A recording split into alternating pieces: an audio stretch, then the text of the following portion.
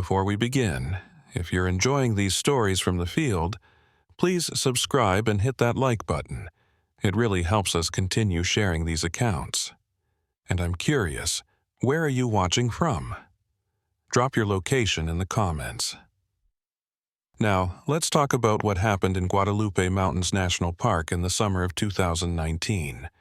My name is Mason Grace, and I've been a park ranger at Guadalupe Mountains National Park in West Texas for 8 years. If you've never heard of it, you're not alone. We're one of the least visited national parks in the country, getting maybe 200,000 visitors a year compared to the millions that flood Yellowstone or the Grand Canyon. That isolation is part of the appeal. Guadalupe Peak, at 8,751 feet, is the highest point in Texas, rising out of the Chihuahuan Desert like an ancient sentinel. The park sits on what used to be an ocean reef 250 million years ago, and when you hike the trails, you're walking on fossilized seabed, on limestone that remembers when it was underwater. The Mescalero Apache considered this land sacred. Still do. The mountains were their refuge, their vision quest sites, places where the physical and spiritual worlds touched. Even now, with the park managed by the National Park Service, you can feel that weight, that sense of something older than human civilization watching from the peaks. I never believed in any of that. I was a practical guy, a former EMT who became a ranger because I loved the outdoors and wanted to help people experience wilderness safely. The supernatural was for campfire stories, not for actual park management. That changed on July 15, 2019. I was working the evening shift, manning the visitor center, when the call came in over the radio. A hiker had been reported overdue on the Guadalupe Peak Trail. The trail is 8.4 miles round trip, strenuous but well marked. Most people do it in 6 to 8 hours. This hiker, a man named Robert Browski from California, had started at dawn and should have been back by early afternoon. It was now 7 p.m., and the sun would set in about 2 hours. I grabbed my gear and headed out with my partner that day, a younger ranger named Danny Martinez. Danny was local, grew up in nearby Pine Springs, and knew these mountains like most people know their backyard. Probably just went slower than expected, Danny said as we started up the trail at a fast pace. Tourists always underestimate the elevation gain. Hope so, I replied. Bobrowski's an experienced hiker according to his permit. Summited Whitney, Rainier, half of Colorado's 14ers. He should know his pace. We made good time, reaching the 3,000-foot mark in under an hour. The trail switchbacked up the mountainside, gaining over 3,000 feet in just over 4 miles. It was brutal in the summer heat, even in the evening. At the 6,000-foot mark, we found his backpack. It was sitting in the middle of the trail, neatly placed, as if he'd carefully set it down. Inside were his water, food, first aid kit, phone, and wallet. Everything he'd need to survive. Just sitting there, abandoned. "That's not good," Danny said, his usual optimism fading. We called it in and continued up, now genuinely worried. You don't just abandon your pack on a mountain trail, especially not with all your survival gear in it. We found Robert Browski, half a mile from the summit. He was sitting upright against a boulder, facing west toward the setting sun. His eyes were open, but he wasn't seeing anything. Blood had dried from his ears, nose, and even his tear ducts. His hands were clutched over his ears, fingers dug into the sides of his head so hard he'd broken skin. Danny checked for a pulse while I radioed for help. We both knew it was too late, but you always check. "He's gone," Danny confirmed.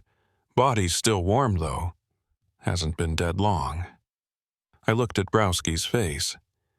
The expression was one of absolute agony, like he'd died trying to block out some unbearable sound.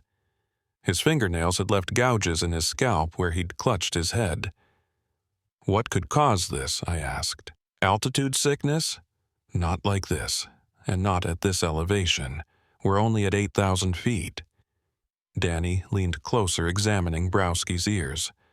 Mason, look at this. Blood had pooled in Browski's ear canals, not from external trauma, but from inside, like something had ruptured his eardrums from the inside out. We waited with the body until the emergency response team arrived. It took them 3 hours to reach us, bringing up a litter to carry Browski down.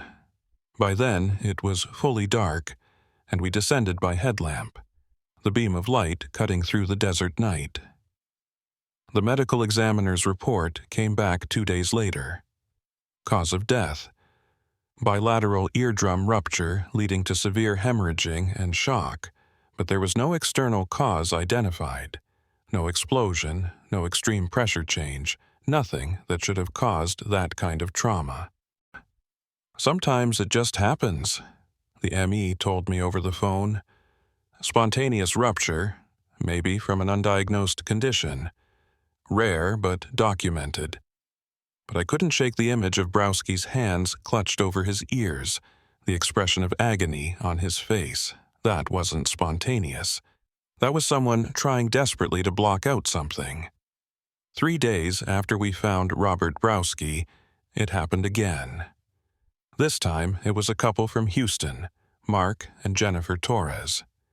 They'd started up Guadalupe Peak at dawn, and when Mark started feeling dizzy around the 7,000-foot mark, Jennifer convinced him to turn back. She decided to continue alone to the summit while he descended. Mark made it down safely.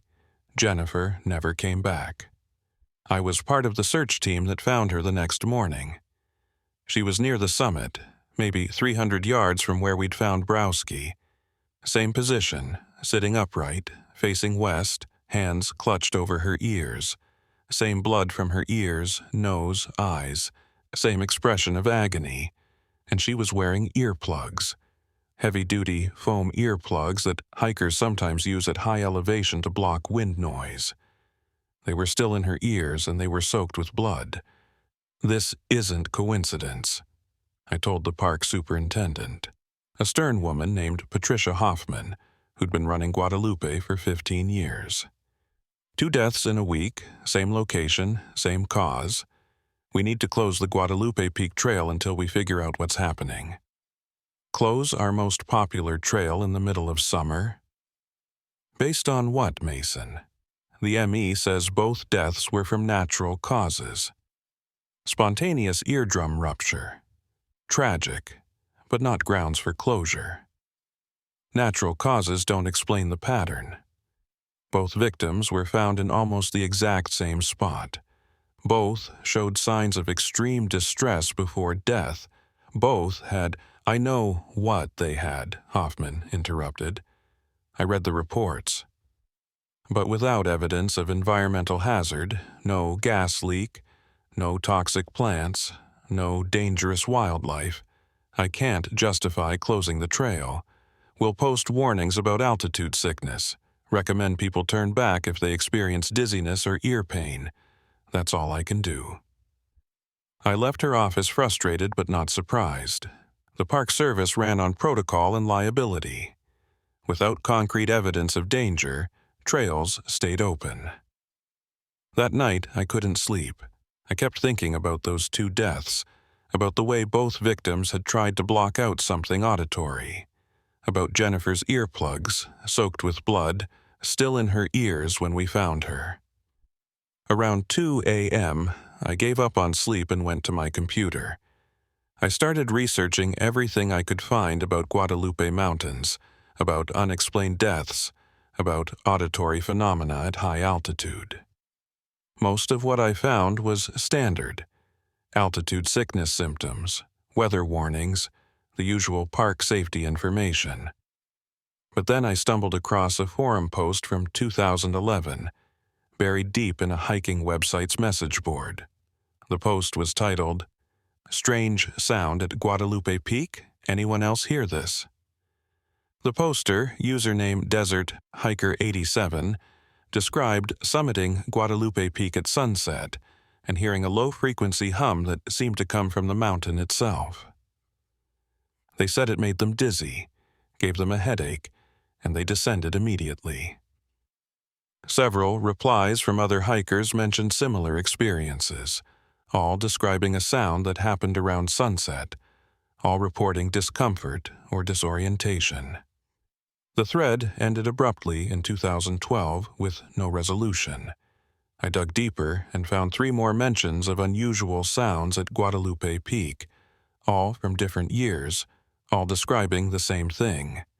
A low hum or tone that appeared around sunset and caused physical discomfort. And then I found something that made my blood run cold, an archived newspaper article from 1983 from the El Paso Times. The headline read, "Hiker Deaths on Guadalupe Peak Remain Mystery." The article described 3 deaths over a 2-month period in the summer of 1983. All 3 victims were found near the summit. All 3 had died from what the medical examiner at the time called catastrophic auditory trauma. The case had never been solved, eventually attributed to some kind of localized atmospheric phenomenon that was never identified. 3 deaths in 1983. 2 deaths so far in 2019. Same location, same cause, same season. This wasn't coincidence. This was a pattern. The next morning, I went back to Hoffman's office with my research. I showed her everything: the forum posts, the 1983 article, the pattern of deaths separated by decades. She listened quietly, studying the documents I'd printed out. "This is concerning," she finally said. "But Mason, what are you suggesting? Some kind of recurring natural phenomenon that causes auditory trauma every few decades?" "I don't know what I'm suggesting. But we have documented evidence of similar deaths in 1983, and now it's happening again. Whatever caused it then is back. Or it's always been there," Hoffman said quietly, "and we've just been lucky for 36 years. She closed the trail that afternoon, posted notices citing potential environmental hazard under investigation. It bought us time, but not much. The Park Service would want answers, and they'd want them soon. That evening, I drove to Pine Springs, the tiny community just outside the park where Danny and several other rangers lived. I needed to talk to someone who knew the local history, the stories that didn't make it into official records.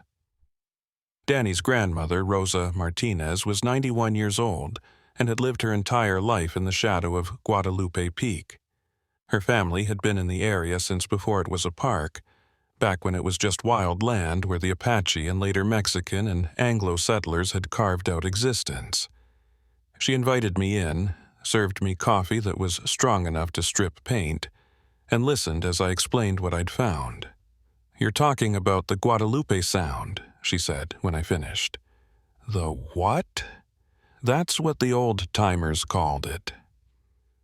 My grandfather told me about it when I was a girl. He said the Apache used to use it in their ceremonies, that there was a place on the mountain where the sound worked differently, where frequencies could do things they shouldn't be able to do." "What kind of things?" Rosa took a long sip of her coffee. "Open doors to other places. Call spirits. Or kill people who heard it wrong." "That sounds like folklore, Mrs. Martinez. With respect, I need practical information." "Everything starts as folklore until someone proves it's real," she replied. "But I'll tell you what I know. In 1983, my cousin Manuel was a ranger here. He was part of the investigation into those deaths. He told me they found something up there, near where the bodies were discovered. Some kind of old recording equipment hidden in a cave. Military grade from the 1950s or 60s, but it was destroyed before they could properly examine it." "Destroyed? By who?" "Manuel never said, but after that the deaths stopped. For 36 years they stopped." She looked at me with dark eyes that had seen most of a century. "Until now." I drove back to my quarters near the visitor center, my mind racing. Old recording equipment from the 1950s or 60s, hidden in a cave, somehow connected to deaths in 1983 and now in 2019. It didn't make sense, but it was the only lead I had. The next morning, I requested access to the 1983 investigation files from park archives. It took 3 days for them to be located and delivered.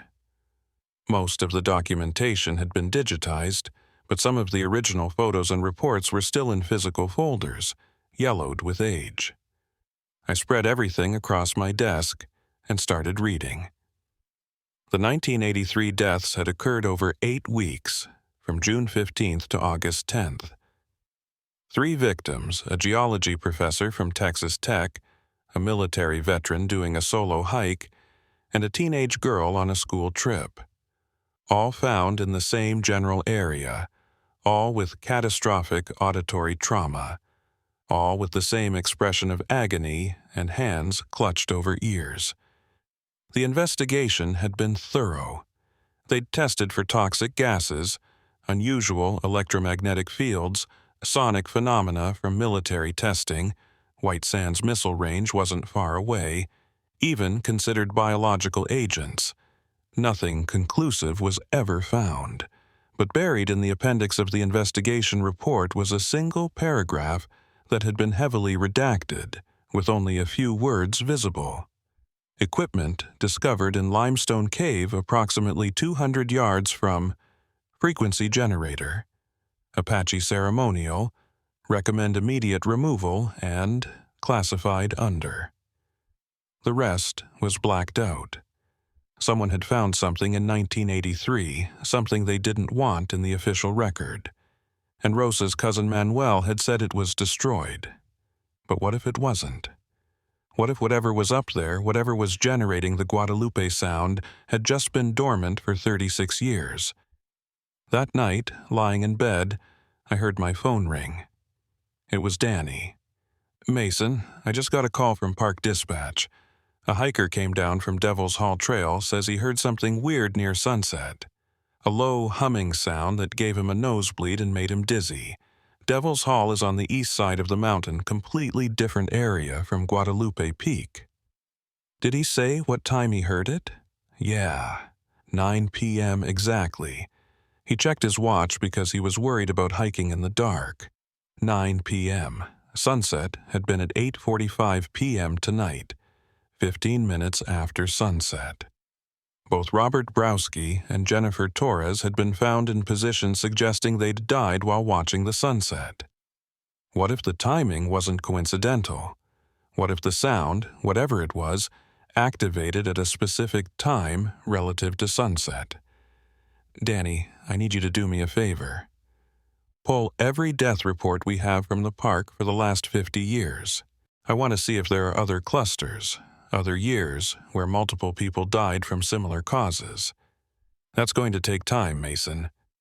There are hundreds of incidents going back decades. I know. But I think we're looking at a pattern that goes back further than 1983. He called me back at 2 a.m. I was still awake, staring at maps of the park, trying to figure out sight lines and acoustic patterns. "Mason, I found something. 1947, 3 deaths in August. 1965, 4 deaths in July. 1983, 3 deaths in June through August. And now, 2019, 2 deaths so far in July. Every 18 years, give or take a few months. Always summer, always on or near Guadalupe Peak. 18 years. Almost exactly 18 years between clusters." "What happens on an 18-year cycle?" I asked. "I don't know. But Mason, there's something else. I looked up what the Apache called this place.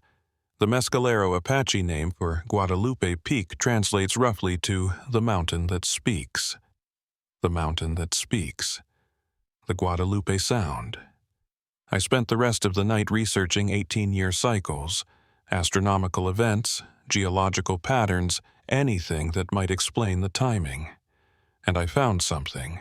The lunar nodal cycle. The Moon's orbit relative to Earth's equator completes a full cycle every 18.6 years. During certain points in this cycle, the Moon's gravitational effect on Earth is maximized, which can affect tides, seismic activity, and theoretically, acoustic phenomena in certain geological formations. Guadalupe Mountains was an ancient limestone reef. Limestone is porous, creates caves and chambers. If there was some kind of natural resonance chamber in the mountain, and if something was triggering it, but that didn't explain the recording equipment from 1983. That didn't explain why this seemed deliberate. My phone rang. It was Hoffman. "Mason, we need to talk. I just got a very interesting call from someone at the Bureau of Land Management. Apparently, there's been some recent activity on park land we need to discuss." I met her at her office within the hour. Sitting across from her desk was a Native American man in his 60s, weather-worn and serious. "Mason, this is Joe Chado. He's a spiritual advisor with the Mescalero Apache tribe. He says he has information about what's happening on Guadalupe Peak." Joe stood and shook my hand. His grip was firm, his eyes measuring. "Ranger Grace, I'm here because what's happening on the mountain is our fault," he said. "Or rather, it's happening because of something we failed to protect." "I don't understand. Sit down. This is going to take a while." And as Joe began to speak, I realized that everything I thought I understood about Guadalupe Peak, about the deaths, about the sound, was wrong. The truth was so much stranger than I could have imagined. And my wife Catherine was arriving tomorrow afternoon for our anniversary hike to Guadalupe Peak at sunset. Joe Chado settled into the chair across from Hoffman's desk and began. "In the old days, before the Spanish came, before the Anglos came, Guadalupe Peak was a sacred place for my people. We called it the Mountain That Speaks, because there was a place up there, a limestone chamber, where sound behaved strangely. Certain frequencies, certain tones, would resonate through the mountain and create effects." "What kind of effects?" I asked. "Spiritual ones, mostly. Medicine men would use the chamber for vision quests to communicate with the ancestors. The resonance frequency would put them into a trance state. It was sacred, controlled, used only by those who understood the power and the danger." Joe pulled out a worn leather journal from his bag. "This belonged to my great-grandfather, who was a medicine man. He recorded the ceremonies, the frequencies, the proper use of the sacred sound.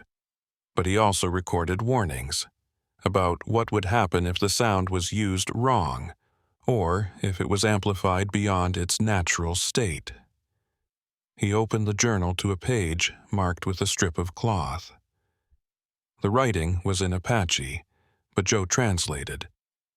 "The mountain's voice can heal or harm. Used properly, with respect and ceremony, it opens the door between worlds so the spirits can speak. Used improperly, it becomes a weapon.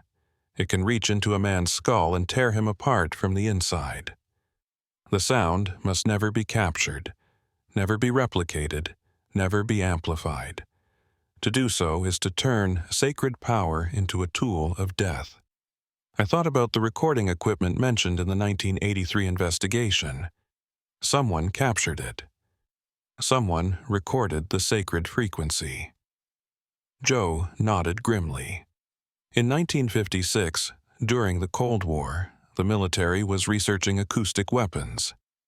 Infrasound, ultrasound, frequencies that could incapacitate or kill without leaving obvious traces. They heard rumors about Guadalupe, about the Apache ceremonies. They came here and they recorded everything. They set up equipment in the sacred chamber and they captured the frequency. For what purpose? Weapons research. They wanted to see if they could weaponize it, use it against Soviet forces, but the research was shut down in 1962 after several researchers died during testing. The equipment was supposedly destroyed, the recordings classified and buried, but someone kept a copy. Someone has been using it. Hoffman leaned forward. Using it how? Why now? And why in 18-year cycles? The 18-year cycle is the lunar nodal period, Joe explained. During certain points in that cycle, the moon's gravitational pull affects the limestone chamber's resonance. The frequency that can be generated naturally becomes stronger, more focused. In the old days, medicine men knew this and would time their most important ceremonies to coincide with these peaks. So, every 18 years, the conditions are right for the sound to be most effective, I said, pieces clicking into place. And someone knows this. Someone is deliberately broadcasting the recorded frequency during these peak periods. But why? Hoffman asked. What's the motive for killing random hikers? Joe's expression darkened. Maybe they're not random. Maybe they're being chosen for a reason we don't see yet. Or maybe. He hesitated. Maybe someone is trying to wake something up. Wake something up? What does that mean? According to my great-grandfather's journal, the sacred chamber isn't just a place where sound resonates. It's a threshold, a place where the barrier between this world and the spirit world is thin. The ceremony wasn't just about creating the sound. It was about opening that threshold in a controlled way, speaking to the ancestors, then closing it again. But if someone is broadcasting the frequency without the proper ceremony, without the safeguards, the threshold stays open, I finished. Or worse, Joe said quietly. The sound itself becomes a call, a beacon, drawing things from the other side that shouldn't be here. The room was silent for a long moment. This is insane, Hoffman finally said. You're talking about spiritual dimensions and thresholds. I deal in park management and visitor safety. I need concrete answers, not folklore. The deaths are concrete, I reminded her. 5 people dead in the last month, all with the same cause, all in the same location. Joe's explanation is the only one that fits the pattern. It fits if you believe in the supernatural. I didn't, I admitted. But I believe in evidence.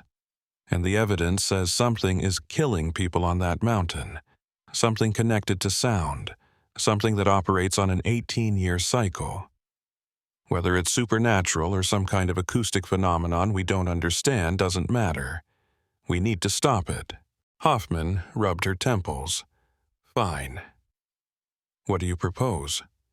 We find the source, I said. If someone is broadcasting the recorded frequency, there has to be equipment somewhere on the mountain. Modern equipment, probably solar-powered, set up to activate at specific times. We find it, we destroy it, we stop the deaths. And if it's not equipment, Joe asked.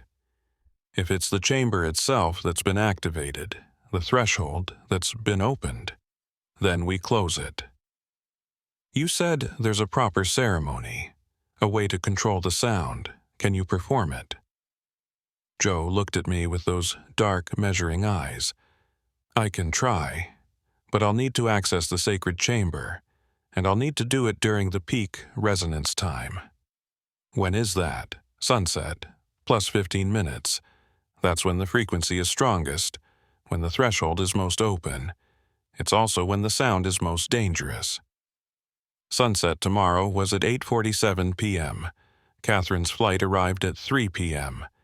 She'd want to check into our hotel, maybe have dinner, and then she'd mentioned wanting to catch the sunset from one of the viewpoints.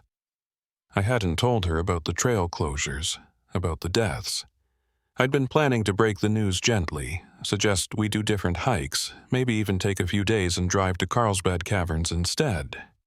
But now I realized, if we were going to stop this, we had to do it tomorrow night, during the peak resonance time, with Catherine arriving right in the middle of it. I need to make a phone call, I said, excusing myself from Hoffman's office. I tried Catherine's cell. It went straight to voicemail. I tried again, same result. She was probably on her flight already, phone in airplane mode. I left a message. "Catherine, it's me. Listen, something's come up at work. The Guadalupe Peak Trail is closed for safety reasons. I know we were planning to hike it for our anniversary, but we need to change plans. Call me as soon as you land. It's important. Love you." Back in Hoffman's office, Joe was showing us a hand-drawn map from his great-grandfather's journal. It showed the location of the sacred chamber, marked with Apache symbols I couldn't read. "This is about 200 yards west of the summit trail," Joe explained. "There's no official path to it. You have to go off-trail through rough terrain. The entrance is hidden, deliberately disguised to keep outsiders from finding it." "But someone found it," I said. "The military in 1956 and whoever's using it now." "The military had Apache scouts," Joe said bitterly. "Men from our tribe who'd converted to Christianity, who'd turned away from the old ways. They showed the military where to find the chamber. That betrayal has haunted us ever since." "Can you guide us there tomorrow?" Hoffman asked. "I can. But Ranger Grace, you need to understand something. Anyone who enters that chamber during the peak resonance time without proper spiritual protection is in extreme danger. The frequency doesn't just damage ears. It reaches into your mind, into your soul. It can drive you mad, make you see things, feel things. The 2 hikers who died probably climbed toward the chamber because they heard it calling them. They couldn't help themselves. What kind of spiritual protection are we talking about?" Joe reached into his bag and pulled out small bundles of sage and cedar, wrapped with leather cord. "These are medicine bundles. They won't make you immune, but they'll help you resist the call. You'll still hear the sound, still feel its effects, but you'll be able to think clearly enough to function." He handed one to me and one to Hoffman. "You said I'd still hear the sound," I said. "What will it sound like?" "Different for everyone. The sacred frequency isn't just one note. It's complex, layered.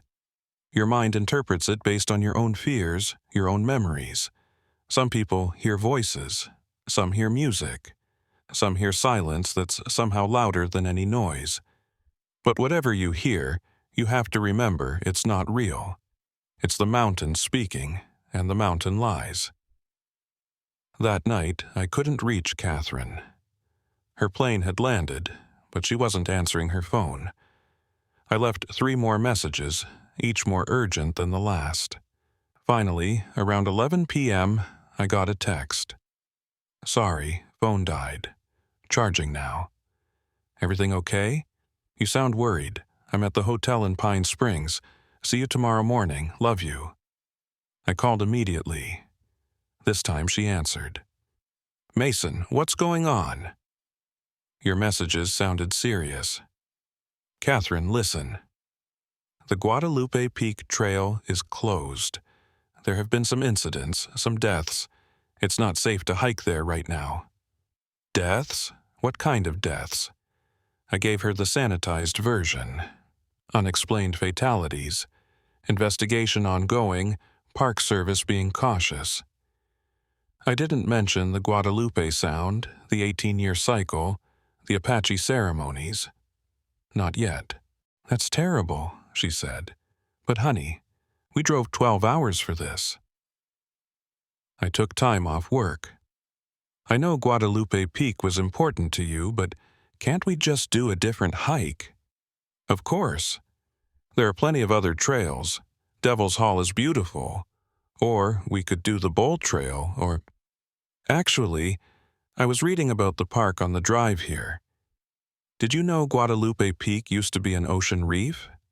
I'd love to see the fossil formations near the summit. Can we at least drive up to the trailhead, see the views from there?" My stomach dropped. "Catherine, I don't think that's a good idea right now." "Why not? If the trail is closed, there won't be any crowds. We can just look around the area, take some photos." "Come on, Mason. It's our 10th anniversary. I want to see the highest point in Texas. I wanted to tell her everything, about Joe Chado and the sacred chamber, about the frequency that killed people, about the threshold between worlds, but over the phone it would sound insane. She'd think I was having a breakdown. "Okay," I said. "But we stay away from the closed trails, and we're off the mountain well before sunset." "Deal. I'll see you in the morning. Get some sleep, honey. You sound exhausted." After we hung up, I stared at my phone for a long time. In my gut, I knew something was wrong. The timing was too convenient. Catherine arriving right when we needed to access the chamber, right when the sound would be at its strongest. But that was paranoid thinking. She'd planned this trip months ago, booked the hotel back in March. There was no way she could have known what would happen in July. Unless she did know. Unless she'd been planning this longer than I realized. I shook off the thought. Lack of sleep was making me paranoid. Catherine was my wife, my partner. We'd been together for 12 years, married for 10. I knew her. But did I really know her connection to this place? To this land? I spent the rest of the night researching Catherine's family history. She'd always been vague about her background. Said her family didn't talk much about their ancestry. Her mother had died when Catherine was young. Her father remarried and moved to Oregon. She'd been raised by her grandmother in Oklahoma until she went to college. Oklahoma, near the historic Mescalero Apache territory. I told myself I was grasping at straws. Lots of people had Native American ancestry, especially in the Southwest. It didn't mean anything. But I pulled up her grandmother's obituary from 5 years ago. Martha Chado Williams. Born on the Mescalero Apache Reservation, 1931. Chado. The same last name as Joe, the medicine man who'd come to warn us. My hand started shaking as I pulled up more records. Martha Chado had been married to a man named James Williams, Anglo, in 1950. They'd had one daughter, Susan, born 1952. Susan Williams had married Robert Browski in 1976, had a daughter named Catherine in 1979. Catherine Browski. My wife Catherine, whose mother was half Apache, whose grandmother was full Mescalero, whose great-great-grandfather had probably been a medicine man, just like Joe Chado. Catherine had Apache blood. She'd never mentioned it, never talked about her heritage. And now she was here, arriving at Guadalupe Mountains during the peak resonance cycle, insisting on visiting the summit area right when the threshold would be most open. I grabbed my phone and called Joe Chado. He answered on the third ring, groggy. "Ranger Grace, it's 2 a.m. "Joe, I need to ask you something. Is the Guadalupe sound specific to people with Apache heritage? Does it affect them differently? Why do you ask?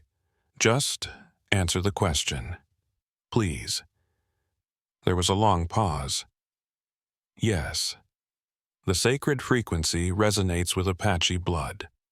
It's why the ceremonies were so effective for our people, why the medicine men could use it to reach the spirit world. People with Apache ancestry are more sensitive to the sound, more vulnerable to its call. And if someone with Apache blood was near the chamber during peak resonance, they'd hear it louder, clearer, stronger than anyone else. The pull would be almost impossible to resist. It would call to something in their blood, in their DNA. They'd want to climb toward it to enter the chamber, and if they did..." Joe's voice dropped. "The frequency could open them up completely. Make them a vessel for whatever's on the other side of the threshold." I ended the call and sat in the darkness of my quarters, watching the clock count down the hours until Catherine arrived. My wife, who had Apache blood she'd never mentioned. My wife, who'd planned this anniversary trip months in advance. My wife, who was insisting on visiting Guadalupe Peak right when the sacred frequency would be at its strongest. Either this was the worst coincidence in the world, or Catherine knew exactly what she was doing. and I had less than 18 hours to figure out which. Catherine arrived at 9 a.m. She looked beautiful, excited, completely normal. When she hugged me, I searched her face for signs of deception, for anything that suggested she knew more than she was saying. But all I saw was my wife, happy to be here for our anniversary. "You look tired," she said, touching my face. "Bad night?" "Just work stress. You know how it is. We had breakfast at the Pine Springs Cafe, and she chatted about the drive, about her job, about normal things. I kept waiting for her to bring up Guadalupe Peak, but she didn't. Maybe I'd been wrong. Maybe the connection to Joe Chado was distant enough that it didn't matter. Then, as we were finishing coffee, she said casually, "I know you said the Peak Trail is closed, but I was thinking. You're a ranger. Can't you get special access? I really want to see the summit area. Catherine, there's a reason it's closed. It's dangerous right now. But you'll be with me. You know those trails better than anyone." She reached across the table and took my hand. "Mason, this is important to me.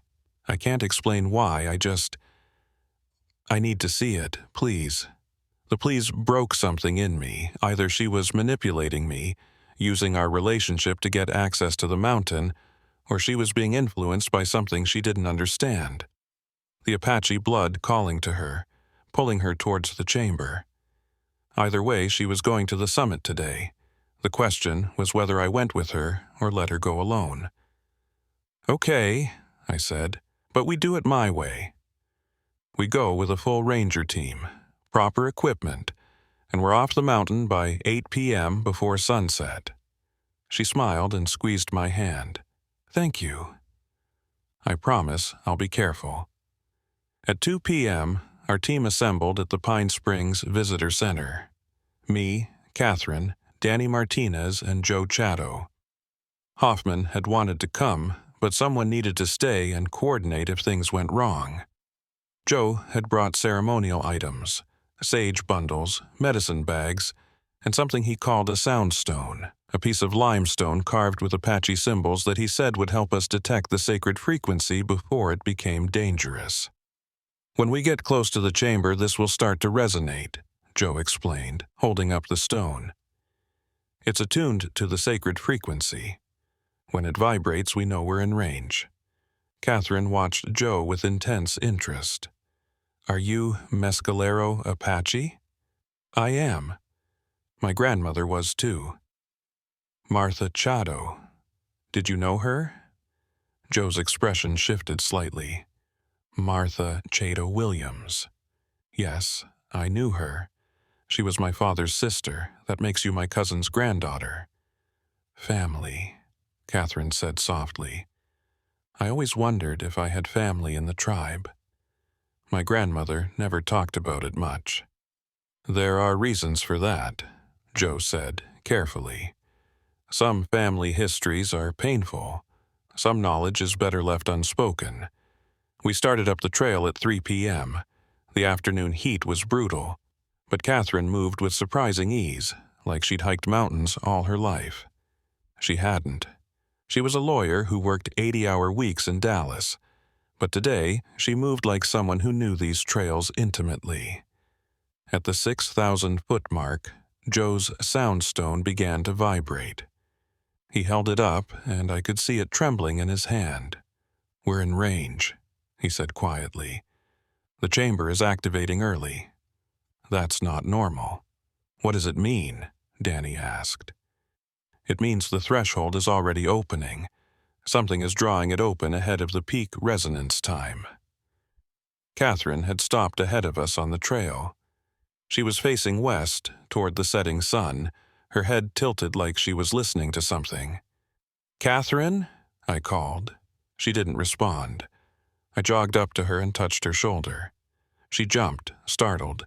"Did you hear that?" she asked. "Hear what?" "Singing, like a ceremony. Drums and voices. Her eyes were wide, pupils dilated. It's beautiful." Joe moved beside us quickly. "Catherine, listen to me. What you're hearing isn't real. It's the frequency starting to manifest. You need to fight it, not listen to it. But it's calling me. It's calling me home. That's not home. That's the threshold trying to pull you in. Catherine looked at Joe with an expression I'd never seen on her face. Hunger. Yearning. You feel it too. I know you do. The Apache blood recognizes the call. I feel it, Joe admitted. But I was trained to resist it. You weren't. Catherine, you need to turn around right now and go back down the mountain. No. She pulled away from both of us and continued up the trail, moving faster now. I started after her, but Joe grabbed my arm. Let me try something first. He pulled out a medicine bundle and began chanting in Apache, words I didn't understand. The sound stone in his other hand was vibrating so hard it was buzzing. Catherine stopped, turned. The look on her face was wrong, like something else was looking out through her eyes. The old ceremonies don't work anymore, she said, but her voice had harmonics in it, layers of sound that shouldn't come from a human throat. The threshold has been open too long. The guards are gone. The way is clear. Catherine, that's not you talking, I said, moving toward her. Fight it. This is me. This is the part of me I never knew existed. The part that grandmother suppressed, that mother tried to hide. But I heard the call, Mason. I heard it months ago when I researched this place. The mountain has been calling me since then, pulling me here, showing me the way. Months ago? The pieces clicked together. The anniversary trip. You planned it to coincide with the resonance cycle. I planned it because I had to be here. The blood called, the ancestors called, and now I'm going to answer. She turned and ran up the trail. Not walked. Ran. At a pace that should have been impossible at 7,000 feet elevation with the heat and the thin air. We chased her. Joe was chanting continuously now, trying to disrupt the frequency's hold on her. Danny radioed for backup, though I knew no one could reach us in time. At 8,000 feet, Catherine left the trail.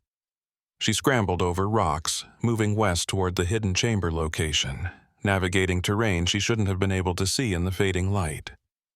The sun was setting. In 15 minutes, the peak resonance would hit. We caught up to her at a limestone cliff face. There was an opening in the rock, narrow and dark, the sacred chamber. The sound stone in Joe's hand was vibrating so violently it cracked in half, and from inside the chamber I could hear it. The Guadalupe sound. It wasn't like anything I'd imagined, not a tone, not a hum, but something alive. Something that reached into my skull and twisted, that made my vision blur and my balance fail. I could taste copper, smell ozone, feel pressure building behind my eyes. Through the distortion I saw Catherine enter the chamber. Joe was on his knees, still chanting but weakening. Danny had collapsed, hands over his ears, blood seeping between his fingers. I forced myself to move. Step by step, fighting against the sound that was trying to tear me apart from the inside. I reached the chamber entrance and looked inside.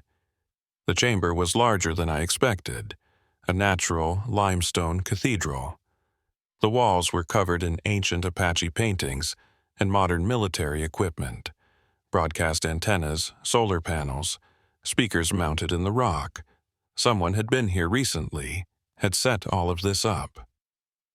In the center of the chamber, Catherine stood in a shaft of sunset light, her arms raised. The frequency was emanating from her, from the speakers, from the mountain itself. She was the focal point, the living antenna for whatever was trying to cross the threshold. And standing behind her, translucent but growing more solid by the second, were figures. Apache warriors, medicine men, women and children. Not ghosts, not exactly. More like echoes, trying to become real again. "Catherine!" I screamed over the sound. "You have to stop! You're opening a door that shouldn't be opened."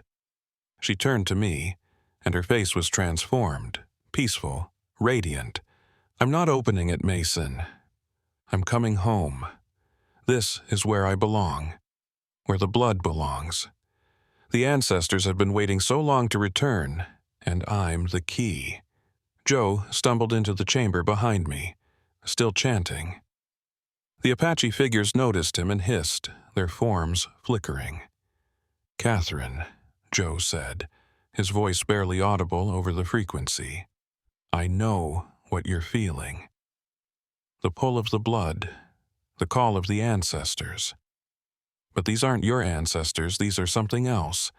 Something that's been using the sacred frequency to trick people with Apache blood into opening the threshold."